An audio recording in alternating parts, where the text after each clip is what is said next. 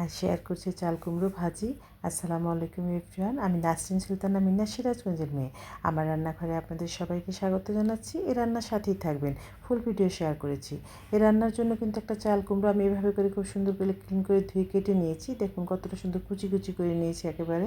এখন এর মধ্যে আমি লবণ দিয়ে দিলাম সামান্য হলুদ গুঁড়ো দিয়ে তারপরে এটাকে কিন্তু আমি হাত দিয়ে কষলে একেবারে সফট করে নেব, পানিটা বের করে নেব, কারণ চাল কুমড়োয় প্রচুর পানি থাকে। এই পানিটা এভাবে করে বের করে নিচ্ছি। দেখুন কতটা সুন্দরভাবে পানিটা বের হয়ে যাচ্ছে। এবার কষলে সফট করে নিলাম। যখন সফট হয়ে গিয়েছে, কারণ লবণ দেওয়ার জন্যই কিন্তু পানিটা বের হয়ে যায়, তখন কিন্তু এভাবে করে আমি হাত দিয়ে চিপে এভাবে করে বলের মতো করে হাত দিয়ে চিপে পানিটা কিন্তু আমি বের করে নিচ্ছি, অন্য একটা বাটিতে উঠিয়ে রাখছি। দেখুন এভাবে করে সবটুকু চাল কুমড়ো কিন্তু আমি এভাবে করে উঠিয়ে নিচ্ছি, পানিটা বের করে নিচ্ছি। এই পানি সহ ভাজি করলে কিন্তু একদম ভালো লাগবে না, এত নরম হয়ে যাবে, এটা খেতে কিছুই মজা লাগবে না। তো এভাবে করে পানিটা সব বের করে একটু ঝরঝরে করে নেবো। এখন আমি নিয়ে নিচ্ছি পেঁয়াজ, কাঁচামরিচ, তেজপাতা, খুব সামান্য উপকরণ লাগে। আমি তেল দিয়ে দিলাম, পেঁয়াজ কাঁচামরিচ দিয়ে দিলাম, লবণ দিয়ে দিলাম তেজপাতা। এখন এটাকে সফট হওয়া পর্যন্ত ভেজে নিচ্ছি এভাবে করে। দেখুন কতটা সুন্দর হচ্ছে।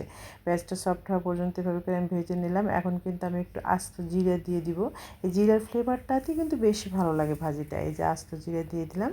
এখন জিরাটা একটু ভেজে নিয়েই কিন্তু আমি চাল কুমড়োটা দিয়ে দেবো। এই জিরার ফ্লেভার কিন্তু অসাধারণ লাগে, যে এটা কিন্তু স্কিপ করা যাবে না, যে এটা দিতেই হবে।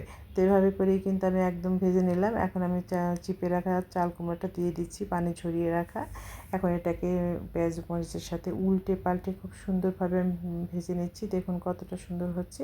এই চাল কুমড়ো ভাজি এত মজা লাগে, গরম ভাতে, রুটি, পরোটা সব কিছুতে অসাধারণ। আমার পরিবারের ভীষণ পছন্দ। এটা ভাজতে একটু সময় লাগে, তবু আমি এটা মাঝে মাঝেই করি। এটা আপনি চুলোর সময় গ্যাসের ফ্লেমটা কিন্তু একটু মিডিয়াম করে দিতে হবে এবং উল্টে ভেজে নিতে হবে। একভাবে রেখে দিলে কিন্তু নিচে লেপ একটু পুড়ে যায়, সেটা করা যাবে না, কিন্তু টেস্টটা লেস হয়ে যাবে। এভাবে করেই কিন্তু চাল কুমড়া উল্টে আমি ভেজে নিচ্ছি। দেখুন কতটা সুন্দর। এই সিজনে চাল কুমড়া পাওয়া যায়, অনেক মজা লাগে। তো আমি কিন্তু বাসায় ট্রাই করি। এই চাল কুমড়া ভাজিটা আব্বার এত পছন্দ ছিল, আব্বা ভীষণ পছন্দ করতেন। যখনই ভাজি করি আব্বার কথা ভীষণ মনে পড়ে, সবসময় প্রতিটি রান্নায় প্রতিটি ক্ষণে এভাবে করে আব্বাকে মিস করি আমি। তারপরেও জীবন থেমে থাকে না, জীবনের মতো এগিয়ে যায়। আমাদের জীবনও থেমে নেই, আমরাও এগিয়ে চলছি সব কিছু ভুলে।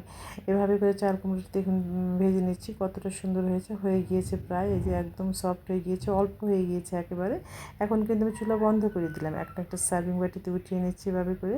সবটুকু চাল কুমড়ো এভাবে করে উঠিয়ে দেবো। মিষ্টি একটা ফ্লেভার বেরিয়েছে, চাল কুমড়োর মিষ্টি ফ্লেভারটা আমার অনেক পছন্দের, আমারও অনেক ভালো লাগে। তো এই দেখুন কতটা সুন্দর হয়েছে। আমার এরকম সহজ রেসিপি যদি ভালো লাগে তাহলে পেজ ফলো করে রাখতে পারেন। আজ বিদায় নিচ্ছি, সবাই সুস্থ থাকবেন, নিরাপদে থাকবেন, আমার পরিবারের জন্য দোয়া করবেন। সামনে নতুন রেসিপি দেখার আমন্ত্রণ রইল। সে পর্যন্ত সবাই সুস্থ থাকুন, ভালো থাকুন। আজ বিদায় নিচ্ছি। আল্লাহ হাফিজ।